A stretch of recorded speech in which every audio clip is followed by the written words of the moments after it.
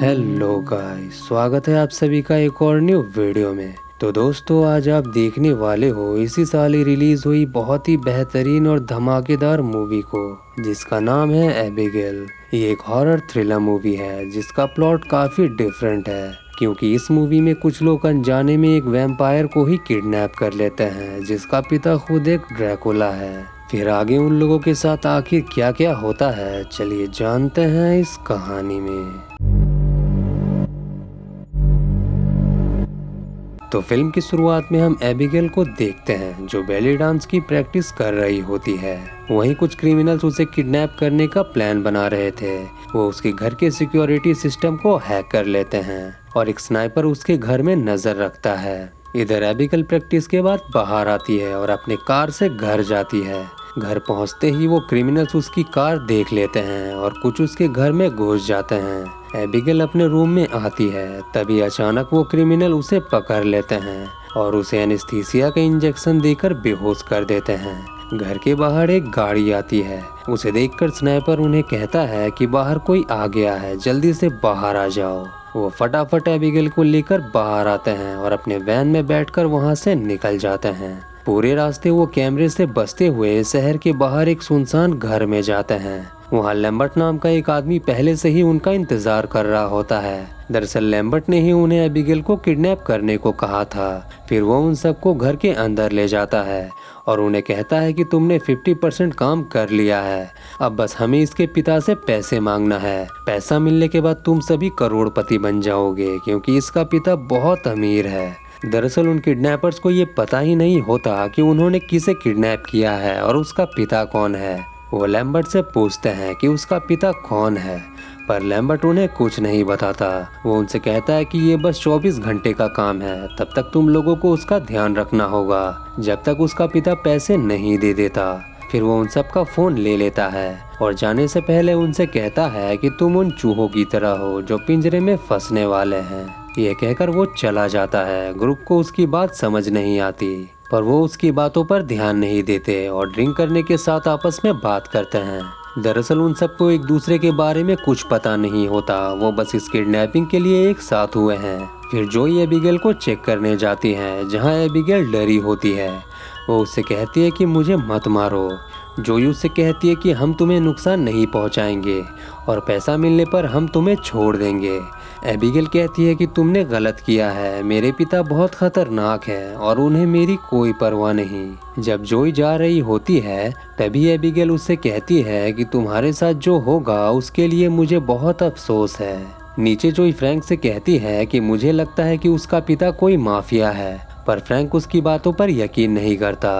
वो उसे बताता है कि वो तुम्हें डराने की कोशिश कर रही है, जो कि वो भी उसके पिता के बारे में नहीं जानता और जोई भी डरी हुई लग रही थी। इसलिए वो भी थोड़ी देर बाद एबिगेल के पास जाता है और उसे गन दिखाकर उसके पिता का नाम पूछता है। गन के डर से वो बताती है कि उसका पिता का नाम क्रिस्टोफ लजार है।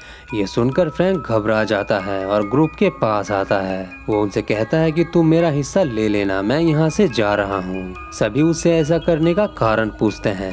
फ्रैंक उन्हें बताता है कि लड़की का पिता क्रिस्टोफ लजार है, जो एक बहुत ही खतरनाक और ताकतवर क्राइम बॉस है।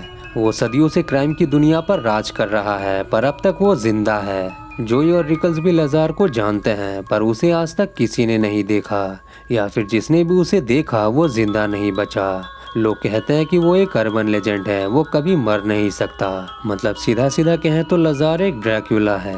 फिर वो आपस में बात करते हैं कि आगे क्या किया जाए। जोई उन्हें कहती है कि उसने मुझे और फ्रैंक को देख लिया है, भागकर कोई फायदा नहीं, अब कुछ ही घंटे बाकी हैं, फिर हमें पैसा भी मिल जाएगा, फिर हम एक नई जिंदगी की शुरुआत करेंगे।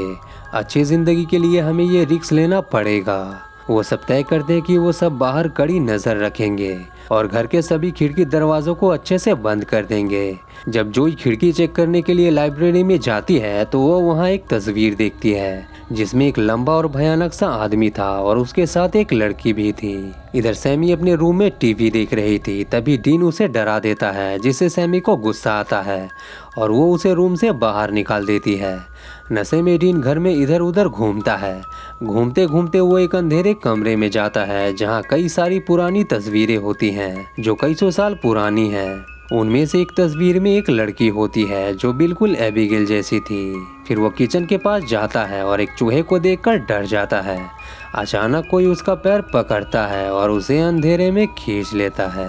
सैमी उसकी चीख सुनकर किचन में आती है जहां वो डीन की बॉडी देखती है जिसका सर नहीं होता। ये देखकर वो चीखने लगती है।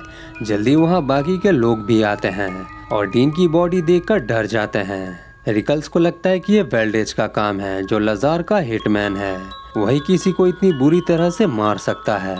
फिर वो सबको वेल्डेज की कहानी सुनाता है कि कुछ साल पहले लजार के गैंग के 3 टॉप मेंबर्स को FBI ने पकड़ लिया था। उनके ट्रायल के पहले उन्हें एक होटल के टॉप फ्लोर पर छिपाया गया था जहां FBI के एजेंट्स हर कोने पर गार्ड कर रहे थे। अगली सुबह जब FBI कमरे में गई तो उन्हें उन तीनों की सरकटी बॉडीज दिखी जिन्हें बहुत बुरी तरह से मारा गया था।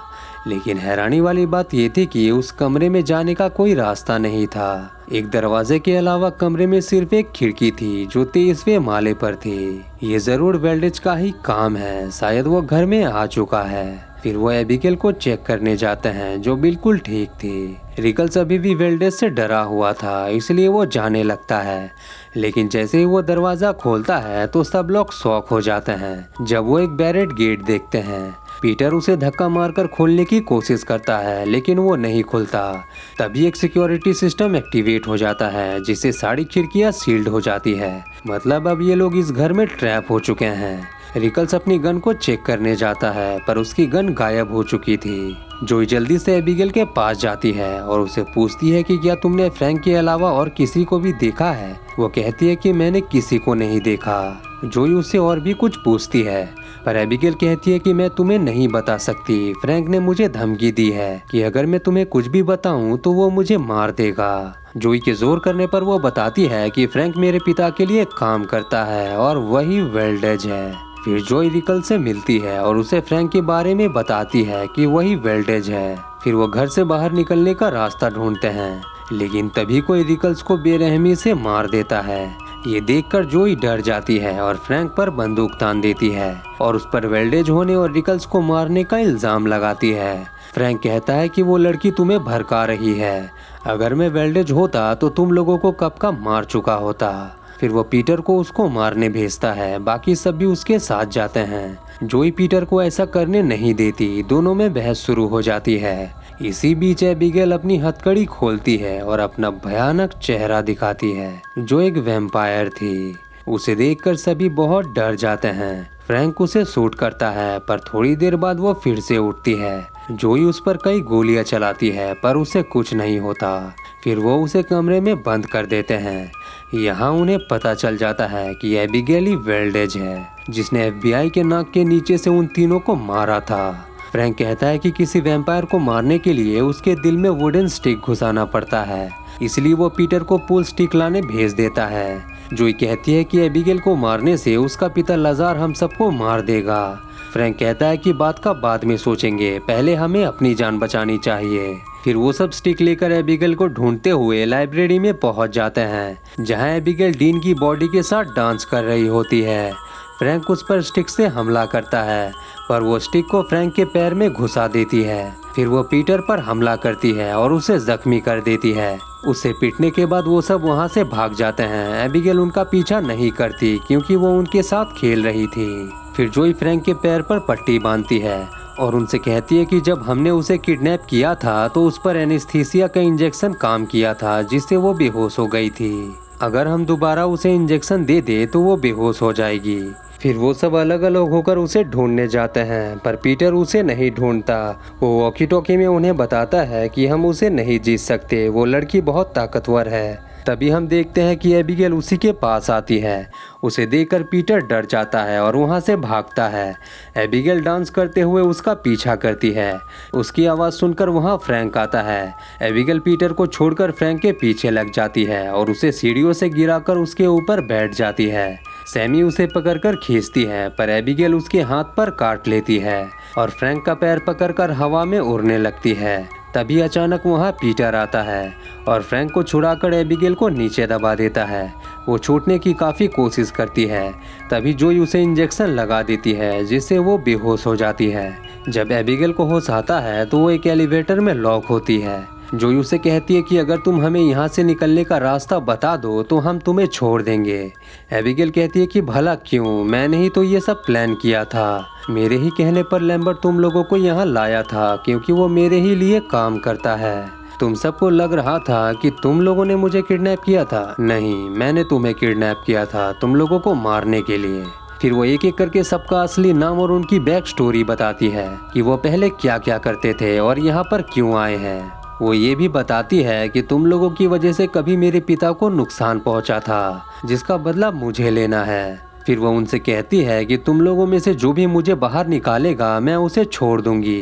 पीटर उसकी बातों में आ जाता है और दरवाज़ा खोलने जाता है, पर जोई उससे रोकती है। वो उसे कहती है कि ये उसकी चाल है, बाहर आने के बाद वो हम सबको मार देगी। पर पीटर नहीं मानता, इसलिए जोई उसे शूट कर देती है। फिर फ्रैंक को उसके साथ छोड़कर सैमी और वो पीटर की मरहम पट्टी करने जाते हैं। उसके जाते ही फिर से एबिगेल फ्रैंक को कहती है कि तुम मुझे छोड़ दो, बदले में मैं तुम्हें जाने दूंगी। फ्रैंक कहता है कि पहले तुम मुझे यहाँ से निकलने का रास्ता बताओ, फिर मैं तुम्हें छोड़ दूंगा। एबिगेल कहती है कि लाइब्रेरी में एक सीक्रेट डोर है, वहाँ एक अगाथा नाम की बुक है, उसे खींचने से वो डोर खुल जाएगा। अब मुझे बाहर निकालो। फ्रैंक कहता है कि बिल्कुल नहीं, तुम हमेशा के लिए यहाँ कैद रहोगी। ये सुनकर एबिगेल गुस्सा हो जाती है और दरवाज़ा तोड़कर उस पर हमला करती है। लेकिन इससे पहले कि वो उसे मार पाती, जोई वहाँ आती है और एक खिड़की तोड़ देती है। रोशनी आने से एबिगेल का हाथ जल जाता है और वो फ्रैंक को छोड़ देती है। उसके छूटते ही दोनों वहाँ से भाग जाते हैं। फिर वो चारों लाइब्रेरी में जाते हैं। फ्रैंक वो बुक खींचता है पर कुछ नहीं होता, मतलब एबिगेल ने भी झूठ बोला था। यहाँ जोई बताती है कि मेरा एक बेटा है, मैंने उसे इसलिए छोड़ा क्योंकि मुझे नशे की लत है। मैं नशा छोड़ने के लिए उससे दूर गई, पर अब मैं उसके पास जाना चाहती हूँ। तभी सैमी को आइडिया आता है। वो कहती है कि अगर हम पावर सोर्स ढूंढ लें तो मैं उसे शॉर्ट करके सील्ड खिड़की और दरवाजे खोल दूंगी। सबको ये आइडिया अच्छा लगता है। फिर वो पावर सोर्स ढूंढने के लिए 2 टीमों में बढ़ जाते हैं। सैमी पीटर के साथ जाती है। पीटर उससे कहता है कि हम ज़रूर यहाँ से निकलेंगे, हमें कुछ नहीं होगा। तभी एबिगेल सैमी को पजेस्ट कर लेती है और सैमी वैम्पायर बन जाती है। फिर वो पीटर को काटकर उसे मार देती है। पीटर की आवाज़ सुनकर फ्रैंक और जोई भी वहाँ आते हैं और पीटर को मरा हुआ देखते हैं। जोई को शक हो जाता है कि सैमी अब एक वैम्पायर बन चुकी है। तभी सैमी एबिगेल की तरह डांस करने लगती है। उसे वैम्पायर बना देख दोनों वहाँ से भागकर लाइब्रेरी में आते हैं। सैमी उन्हें मारने आती है, पर जोई एक ट्रे के जरिए सनलाइट की रिफ्लेक्ट उस पर मारती है। रोशनी पड़ने से सैमी ब्लास्ट हो जाती है। उसी वक्त वहाँ एक सीक्रेट डोर खुलता है। दोनों उसके अंदर जाते हैं। अंदर उन्हें एक कंट्रोल रूम मिलता है जहाँ वो लैम्बर्ट को देखते हैं, जो खुद भी एक वैम्पायर है। मतलब लैम्बर्ट ने ही सारे खिड़की दरवाजों को सील्ड किया था। लैम्बर्ट उन्हें बताता है कि आज से 2 साल पहले एबिगेल ने मुझे वैम्पायर बनाया था। अब तुम उसे मारने में मेरी मदद करो या फिर मरो। फ्रैंक मान जाता है क्योंकि वो जिंदा रहना चाहता है। जोई उसे मना करती है, पर लैम्बर्ट उसे मारकर बेहोश कर देता है। फिर वो फ्रैंक को वैम्पायर बना देता है। वैम्पायर बनते ही फ्रैंक लैम्बर्ट को ही मार देता है। तभी वहाँ एबिगेल आती है। उसे पता नहीं होता कि फ्रैंक भी वैम्पायर बन चुका है। वो उसे मारने जाती है, पर फ्रैंक उसे ही काट कर मार देता है। मौका देखकर जोई सारे दरवाजे खोल देती है और अपना फ़ोन लेकर भाग जाती है, पर सीक्रेट डोर लॉक होता है। वो अपने बेटे से बात करती है। तभी फ्रैंक उस पर हमला करता है और उसे बहुत मारता है। वो उसे लाइब्रेरी के ऊपर से नीचे फेंकता है, पर एबिगेल उसे बचा लेती है, मतलब वो नहीं मरी है। वो जोई से कहती है कि मुझे तुम्हारी मदद चाहिए, मैं उसे अकेले नहीं हरा सकती, तुम मेरी मदद करो, बदले में मैं तुम्हें जाने दूंगी। फिर दोनों उस पर हमला करते हैं। फ्रैंक जोई को दूर फेंक देता है और एबिगेल को काटकर फिर से उसे मार देता है। फिर वो जोई को काटकर उसे भी वैम्पायर बना देता है। एबिगेल फिर से जिंदा होती है।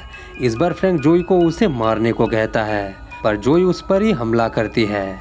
दोनों फिर से उससे लड़ती हैं, पर फ्रैंक दोनों पर भारी पड़ता है। लेकिन आखिरकार दोनों मिलकर उसके दिल में पुल स्टिक घुसा देती हैं, जिससे वो ब्लास्ट हो जाता है। एबिगेल जोई का शुक्रिया अदा करती है और उसे कहती है कि तुम अब वैम्पायर नहीं बनोगी क्योंकि फ्रैंक मर चुका है। वादे के मुताबिक तुम यहाँ से जा सकती हो। जोई जैसे ही दरवाजे के पास पहुँचती है, तभी वहाँ लजार आता है, जो कि एक ड्रैकुला है। उसे देखकर दोनों डर जाती हैं। वो जोई को मारने जाता है, एबिगेल कहती है कि आप ऐसा मत करो, इसने मेरी जान बचाई है। अगर मैं जिंदा हूँ तो इसी के बदौलत हूँ। ये सुनकर लजार उसे छोड़ देता है। फिर जोई घर से बाहर आती है और अपने वैन में बैठकर वहाँ से चली जाती है। और यहीं पर ये मूवी एंड हो जाती है। तो ये थी एबिगेल मूवी की पूरी कहानी। उम्मीद है आपको ये स्टोरी अच्छी लगी होगी। अगर अच्छी लगी है तो चैनल को सब्सक्राइब करके बेल नोटिफिकेशन ज़रूर से ऑन कर लें। धन्यवाद।